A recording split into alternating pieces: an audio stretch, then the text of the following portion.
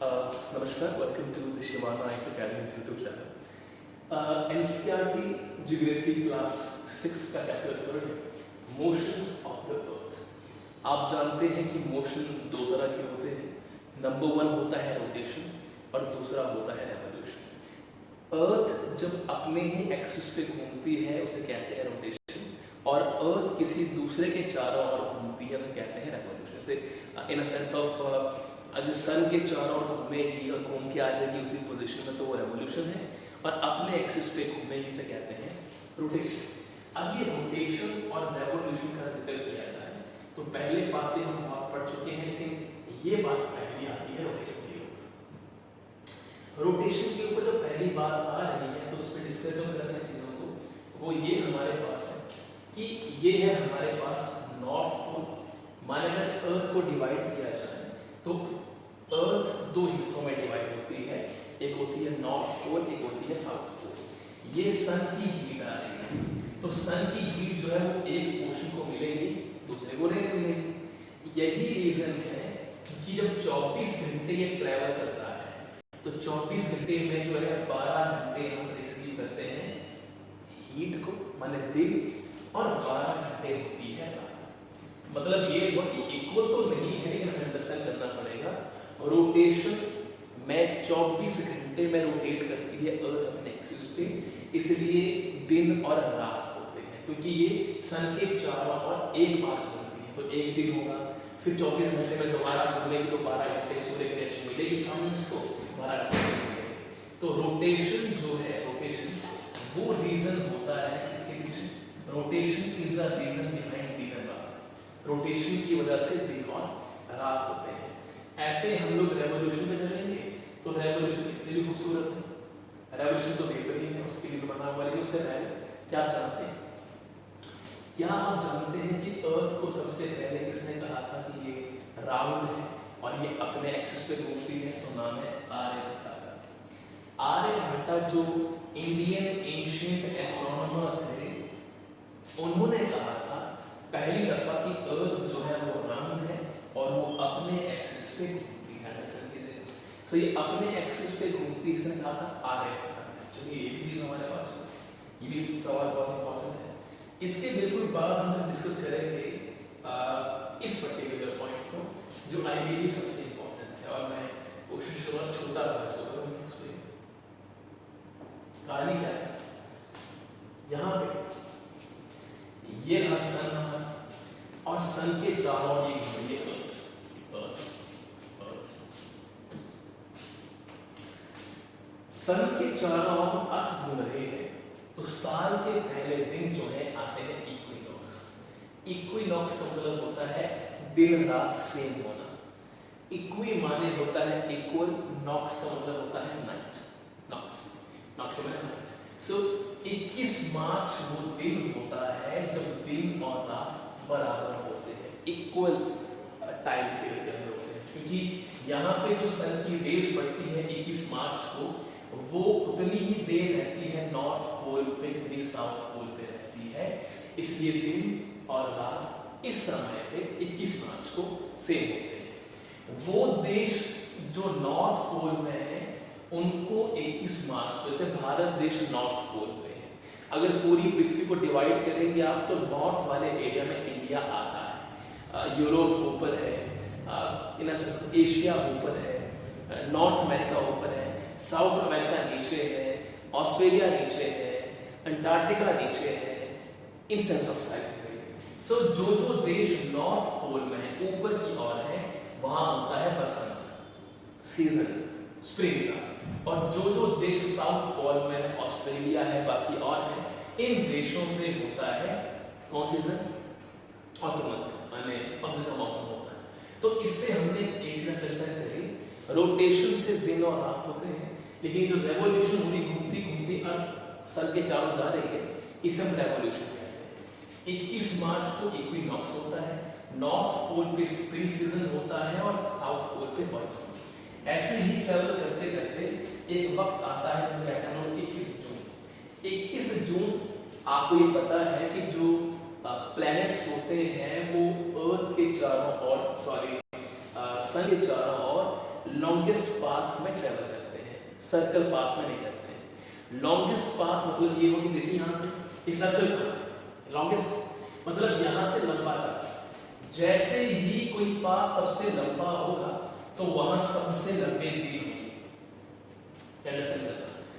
जो घूमती घूमती जब सन लॉन्गेस्ट पाथ रिसीव करेगा, सबसे लंबा ये रहा, सबसे लंबा ये रहा, देखिए डिस्टेंस सबसे लंबा है, सबसे लंबा है, तो वहां लंबे दिन है।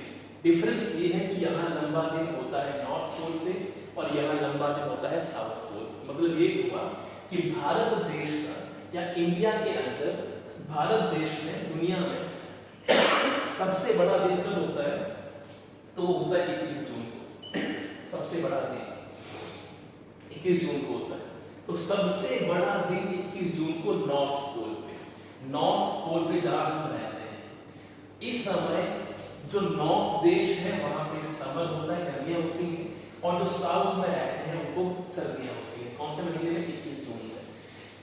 आपको आगे क्रिएटिविटी सुनाता हूँ अपनी, मेरी बात में तो सुनते। इक्विनॉक्स एक और वक्त है जब मूवमेंट करते करते इक्वल हाफ में डिवाइड हुए दिन रात, 23 सितंबर। लेकिन उल्टी कहानी ये है कि यहाँ ऑटोमन या पतझड़ जो था वो था साउथ पोल में, अब नॉर्थ पोल में आ चुका है ऑटोमन, और स्प्रिंग सीजन होता है कहाँ पे? यहाँ स्प्रिंग नॉर्थ में या साउथ में? तो साउथ में यहाँ पे आ चुका है बसंत का मौसम और नॉर्थ में पतझड़ का मौसम है। तो आप देखते हैं कि सितंबर के महीने में पतझड़ का मौसम होता है, पत्ते झड़ जाते हैं, बारिश चलती है, हवा चलती है, पत्ते झड़ रहे होते हैं सितंबर के महीने में। आगे ही सबसे इंपॉर्टेंट है विंटर इन नॉर्दर्न हेमिस्फीयर। घूमते घूमते 22 दिसंबर को कहते हैं विंटर सॉल्स्टिस। विंटर सॉल्स्टिस मतलब ये होता है कि नॉर्दर्न हेमिस्फीयर में विंटर है और समर कहाँ पे है? साउदर्न हेमिस्फीयर पे। तो भारत देश के लोग 22 दिसंबर को सर्दियां मना रहे होते हैं और ऑस्ट्रेलिया में लोग गर्मी मना रहे होते हैं। आप ये चीज अंडरस्टैंड करो कि जो क्रिसमस का मौसम होता है, क्रिसमस हम मनाते हैं सर्दियों में, ऑस्ट्रेलिया में क्रिसमस गर्मियों में मनाया जाता है क्योंकि गर्मियां होती हैं कहाँ पे? गर्मियां होती हैं साउदर्न हेमिस्फीयर में। तो जो साउथ में जो देश पूरे मैप के थ्रू साउथ वाले देशों में गर्मियां होती हैं दिसंबर के महीने में, पर भारत देश के नॉर्थ पोल में तो वहाँ पे क्या होगी? सर्दियां होंगी।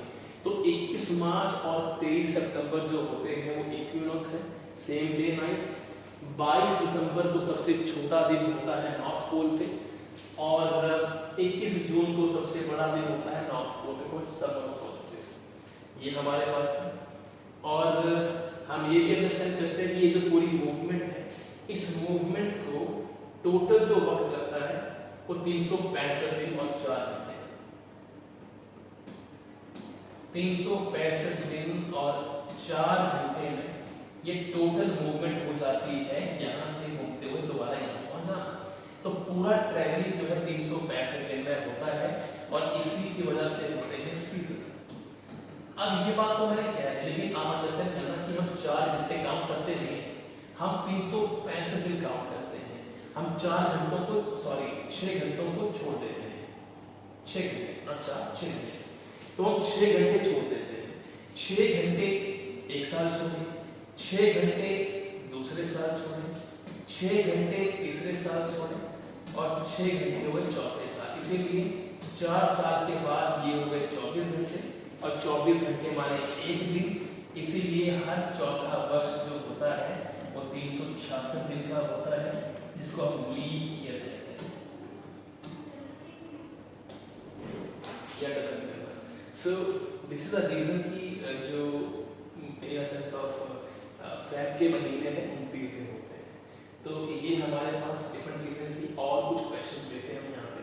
लेट्स सी कहानियाँ क्या है। तो यहाँ पे उसके बाद सवाल जो है तो उसको फटाफट से लेते हैं, फिर हम क्लोज करते हैं। ये रहा क्वेश्चंस के ऊपर आएंगे, फिर हम 4th चैप्टर पर डिस्कस करेंगे। क्या लिखा हुआ? 4th चैप्टर है, the movement of earth around the sun is known as revolution. Direct ray of the sun falls on the equator on 21 March. Christmas is celebrated in summer in Australia और Japan जो है वो northern hemisphere में है, और northern hemisphere में क्या होता है, लाइट होती है। Cycle off season is caused by revolution. Revolution वो रीजन है जिसकी वजह से जो है सीजन होते हैं। तो ये सारे सवाल हमारे पास थे। 21 जून में वैरायटी ऑफ सारे क्वेश्चंस हैं, एक लीग में वीडियो होते हैं छोटे बच्चे की क्लास में, इसलिए इन अ सेंस ऑफ ये सवाल छोटे पूछ रहे हैं। यहाँ हम थर्ड चैप्टर फिनिश कर रहे हैं। कोई भी सवाल आपके होंगे, किसी और टॉपिक पे वीडियो बनानी है, कोई लेक्चर क्लियर नहीं है, तो आप फटाफट से मेंशन करें। हम डिफरेंट वीडियोस के साथ में आपसे मिलते रहेंगे, हाजिर होते रहेंगे आपके सामने।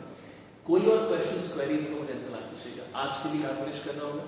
शिवाना आईएएस अकेडमी के यूट्यूब चैनल को सब्सक्राइब जरूर करें। Thank you very much.